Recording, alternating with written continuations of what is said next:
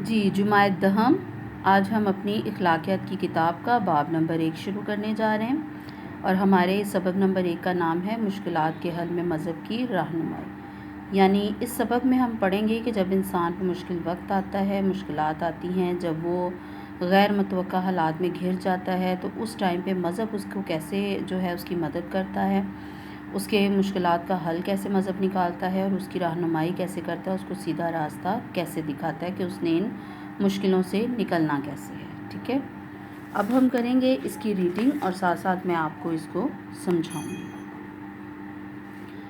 سب سے پہلی چیز جو ہم نے اس میں دیکھنی ہے وہ یہ ہے کہ بحرانوں پر قابو پانے کے لیے مذہب کا کردار، یعنی جب ہمارے اوپر مختلف قسم کے بحران آتے ہیں، مشکلیں آتی ہیں، تو ان پہ قابو پانے کے لیے مذہب کیا کام کرتا ہے۔ بدھ مت کے بانی گوتم بدھ نے تقریباً 2500 سال پہلے مذہب کا فلسفہ یوں بیان کیا ہے کہ یہ دنیا دکھوں کا گھر ہے۔ اس سے پتہ چلتا ہے کہ انسان ابتدا ہی سے دکھوں، پریشانیوں اور مصائب میں گھرا ہوا تھا۔ آج کے دور میں زندگی کافی آسان ہے، لیکن انسان کو سکون اور اطمینان پھر بھی حاصل نہیں۔ امیر لوگ دولت کی فراوانی کے باوجود نیند کی گولیاں کھا کر سوتے ہیں، غریب لوگ دکھوں، مصیبتوں اور محرومیوں کا شکار ہیں۔ بعض اوقات انسان کو اچانک غیر متوقع حالات کا سامنا کرنا پڑتا ہے۔ ایسی بحرانی صورتحال میں افراد کے ساتھ ساتھ قومیں بھی متاثر ہوتی ہیں۔ ان مشکلات پر قابو پانے کے لیے مذہب اہم کردار ادا کرتا ہے۔ ٹھیک ہے، یعنی گوتم بدھ جو ہے وہ آج سے کئی سال پہلے، 2500 سال پہلے اس دنیا میں آئے تھے۔ ٹھیک ہے، اور انہوں نے تب ہی کہہ دیا کہ یہ دنیا دکھوں کا گھر ہے، حالانکہ تب حالات شاید اتنے بھی برے یا مشکل حالات نہیں تھے جتنے کہ آج ہم دیکھ رہے ہیں، مگر تب بھی انہوں نے کہہ دیا کہ یہ دنیا جو ہے وہ دکھوں کا گھر ہے۔ اگر امیر انسان ہے، اس کو ہم دیکھتے ہیں اس کو کسی چیز کی کمی نہیں ہے، لیکن پھر بھی اس کی ٹینشن کیا ہے کہ اس کو نیند ہی نہیں آتی، اس کو یہ ٹینشن لگی رہتی ساری رات، یہ پریشانی ہے کہ میری دولت کوئی چرا کے نہ لے جائے، اور اطمینان سکون حاصل کرنے کے لیے وہ کیا کرتا ہے، نیند کی گولیاں کھاتا ہے۔ غریب بندہ ہے تو اس کو اس لیے پریشانی ساری رات رہتی ہے یا سارا دن کہ اس کے پاس بچوں کی دوائی کے لیے پیسے نہیں ہیں، بچوں کو پڑھانے کے لیے پیسے نہیں ہیں، بچوں کا کھانا پورا نہیں ہو رہا، گھر بار نہیں ہے۔ تو یعنی چاہے امیر ہے چاہے غریب ہے، پریشانی دونوں کے لیے ہی ایک جیسی ہے۔ ٹھیک ہے، پھر اکثر اوقات یہ ہوتا ہے کہ ہم نے جس چیز کے بارے میں سوچا ہی نہیں ہوتا، وہ مصیبت جو ہے، وہ مشکل جو ہے ایک دم سے ہمارے اوپر آ جاتی ہے۔ اور صرف جب مشکلات آتی ہیں تو اس سے صرف ایک بندہ نہیں متاثر ہوتا، اکثر اوقات ایک یا دو افراد کے متاثر ہونے کی وجہ سے پھر پوری قوم جو ہے وہ اس چیز کو فیس کرتی ہے۔ ٹھیک ہے، اور ان سارے مسئلوں کا حل کہاں ہوتا ہے، مذہب کے پاس ہوتا ہے۔ ٹھیک ہے، اگر ہم چرچ جائیں گے، اگر ہم مسجد جائیں گے، یا اگر ہم دعا کریں گے، اپنے مذہبی فرائض کو اس کے مطابق جو ہے وہ زندگی گزاریں گے، اپنے مذہب سے، اپنے خدا سے رہنمائی مانگیں گے، تو تب ہمیں دلی سکون مل سکتا ہے۔ اب دوسری چیز ہے کہ مذہب کردار کیسے ادا کرے گا، جب ہمارا اللہ تعالیٰ پر توکل اور یقین ہوگا۔ اللہ پر یقین ہے ہی ہے تو پھر ہم کسی مذہب کو، خدا کے بھیجے ہوئے مذہب کو فالو کرتے ہیں، اور جب اللہ پہ یقین رکھیں گے تو تبھی مذہب ہماری رہنمائی کرے گا۔ یہ دنیا دکھوں کا گھر ہے، پریشانی کا سامنا ہر فرد کو اپنی زندگی کے کسی نہ کسی حصے میں کرنا پڑتا ہے۔ ٹھیک ہے، یعنی کوئی بھی ایسا بندہ نہیں ہے جس کے بارے میں ہم کہہ سکیں کہ جی اس کی تمام تر زندگی بڑی زبردست گزرے۔ زندگی کے کسی نہ کسی موڑ پہ کہیں نہ کہیں ہمیں کوئی نہ کوئی ٹینشن، کوئی نہ کوئی مسئلہ ضرور آ جاتا ہے، چاہے وہ گھریلو حالات کو لے کے کہہ لیں، یا اپنی پرسنل لائف کو لے کے کہہ لیں، یا کسی کو دیکھتے ہوئے، یا کسی کی وجہ سے کچھ نہ کچھ ضرور ہوتا ہے۔ مگر صبر و تحمل سے اللہ کی مرضی کہہ کر اس بحران سے نکلنا مذہب کی تربیت ہے۔ یعنی ہمارا مذہب ہمیں کیا سکھاتا ہے، مشکل پریشانی جیسی بھی ہو، اگر اللہ پر توکل ہے تو ہم اس مشکل سے نکل سکتے ہیں، اور اگر اللہ پر توکل نہیں ہے تو پھر مذہب بھی وہاں پر کچھ نہیں کر سکتا، اور پھر ہم مشکل میں ہی رہیں گے اور ہمیں صبر حاصل نہیں ہوگا۔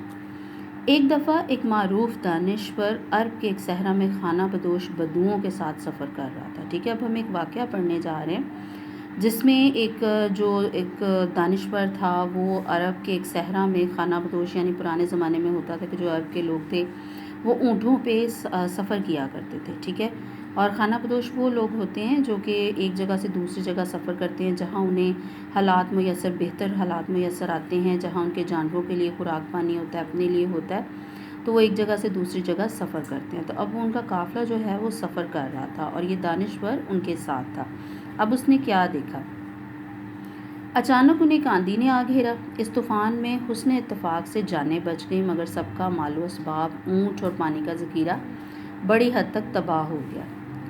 وہ سب پریشان تو ہوئے، مگر یہ کہہ کر اللہ اور دے گا آگے چل پڑے۔ ٹھیک ہے، اب کیا واقعہ وہ بیان کر رہا ہے؟ آندھی آئی، ریت کا طوفان آیا، اونٹ جو ہیں وہ بھی تباہ و برباد ہو گئے، سامان جتنا اوپر کھانے پینے کا لادا ہوا تھا، پانی کا ذخیرہ جو تھا، ہر چیز کیا ہو گئی؟ تباہ ہو گئی۔ مگر انہوں نے یہ نہیں کیا کہ وہیں بیٹھ کے رونا شروع کر دیا اور پریشان ہونے لگے یا صبر و حوصلہ ہار گئے۔ نہیں، انہوں نے کہا اللہ اور دے گا ہمیں۔ ٹھیک ہے، دانشور ان کا توکل اور خدا پر پختہ یقین دیکھ کر حیران رہ گیا۔ اس نے کہا کہ مادہ پرست معاشرے میں اگر ایسا واقعہ پیش آئے تو متاثرین شدید مایوس ہوتے۔ یہ مذہبی تربیت ہی کا نتیجہ تھا کہ نہ صرف بحران سے اطمینان کے ساتھ باہر نکل آئے بلکہ اس میں مایوسی کا شکار بھی نہیں ہوئے۔ تو وہی چیز آ جاتی کہ اگر ہم اللہ پر توکل رکھتے ہیں، اللہ پر یقین ہے، تو تب ہم مذہب کی تربیت کو بھی مانیں گے، اور تب ہمارے ساتھ کچھ بھی ہو جائے ہم خدا پر امید رکھتے ہوئے، مذہب کی تعلیمات پر ان کے اوپر چلتے ہوئے ہم خدا پر یقین رکھیں گے، اور ہمیں آگے خدا مزید دے گا، اس کی بھی ہمیں آس رہے گی۔ اور اگر ہم خدا کو مانتے ہیں تو خدا ہمیں یقیناً اور عطا کرے گا۔ اب ہم نے دیکھنا ہے کہ بحران جو ہیں وہ دو طرح کے ہوتے ہیں۔ پہلے شخصی زندگی کے بحران، یعنی کسی کی پرسنل لائف کے، اور دوسرے ہوتے ہیں قومی لحاظ سے۔ فرد کی زندگی کئی قسم کے بحرانوں کا شکار ہوتی ہے۔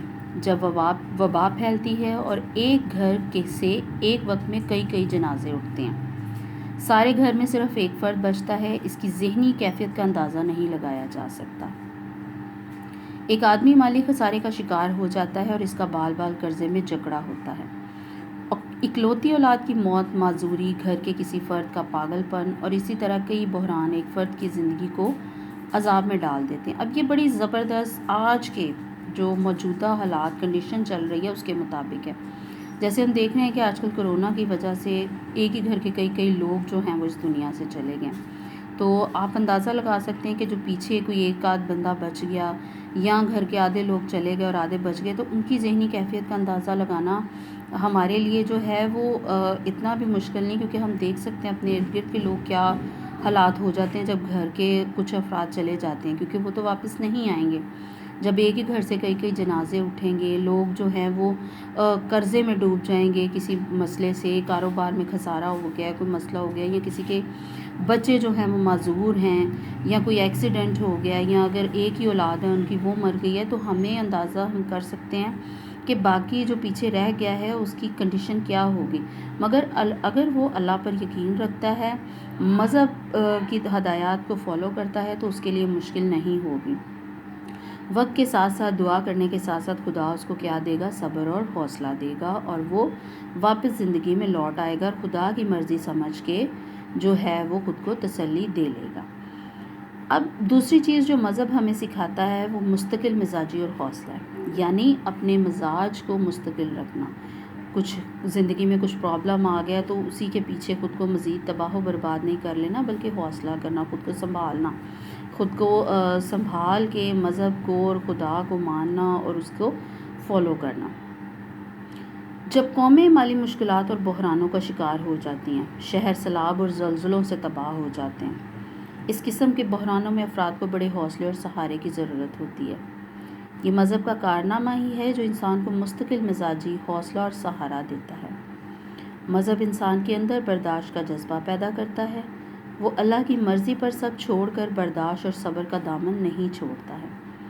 انسان کو رحم دلی، ایثار، سخاوت اور ہمدردی جیسی صفات مذہب سکھاتی ہے۔ ٹھیک ہے، ہم دیکھتے ہیں کہ جب ملک میں کبھی سیلاب آ جاتا ہے، زلزلہ آ جاتا ہے، آندھی طوفان آ جاتے ہیں، تو کچھ لوگوں کا بڑا کچھ تباہ ہو جاتا ہے، گھر اڑ جاتے ہیں، بچے مر جاتے ہیں، گھر کے کمانے والے لوگ جو ہیں وہ چلے جاتے ہیں، تو پھر کیا کرتے؟ قوم اس ٹائم پہ اٹھتی ہے، اور قوم کیا کرتی ہے؟ قوم کے دوسرے لوگ مصیبت زدہ لوگوں کو کھانا پرووائڈ کرتے ہیں، انہیں کپڑے دیتے ہیں، رہنے کے لیے گھر دیتے ہیں یا اپنے گھروں میں جگہ دیتے ہیں، ٹھیک ہے، اور اس ٹائم پہ حوصلہ دیتے ہیں، اور جو لوگ یعنی تباہ ہو چکے ہوتے ہیں، جن کا بڑا کچھ جا چکا ہوتا ہے، وہ بھی ایسا نہیں کرتے کہ جانے والوں کے ساتھ مر جائیں یا پھر دوسروں کو نقصان پہنچائیں، ایسا نہیں ہوتا۔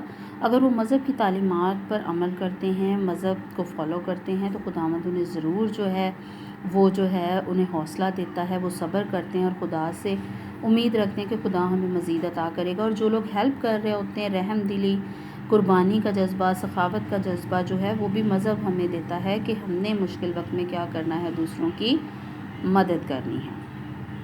تو اسٹوڈنٹس، ہم نے آج کیا پڑھا؟ ہم نے جماعت دہم کی اخلاقیات کی کتاب کا باب نمبر 1 شروع کیا۔ باب کا نام تھا مشکلات کے حل میں مذہب کی رہنمائی، اور اس میں ہم نے 4 چیزیں سیکھی۔ پہلی تھی بحرانوں پر قابو پانے کے لیے مذہب کا کردار، کہ یعنی جب مشکل وقت آتا ہے تو مذہب کیا کردار ادا کرتا ہے۔ پھر اگر کسی کا کچھ کھو گیا ہے تو اگر وہ اللہ پر توکل اور یقین رکھتا ہے تو اسے امید ہے کہ مزید بھی اسے ملے گا۔ پھر اگر شخصی زندگی میں، ہماری پرسنل لائف میں کچھ غلط ہو گیا ہے تو اگر ہم خدا اور مذہب پہ یقین رکھتے ہیں تو خدا ہمیں ہمت اور حوصلہ دے گا۔ اور اگر کچھ ہمارے ساتھ ہو گیا ہے ایسا، ہمارا کچھ نقصان ہو گیا، تو اس میں بھی مذہب ہمارے اندر، اگر ہم شروع سے مذہب کو فالو کرتے ہیں تو مذہب ہم میں رحم دلی، اثار، سخاوت اور ہمدردی جیسی خوبیاں پیدا کرتا ہے اور ہمیں حوصلہ دیتا ہے۔ Thank you so much students.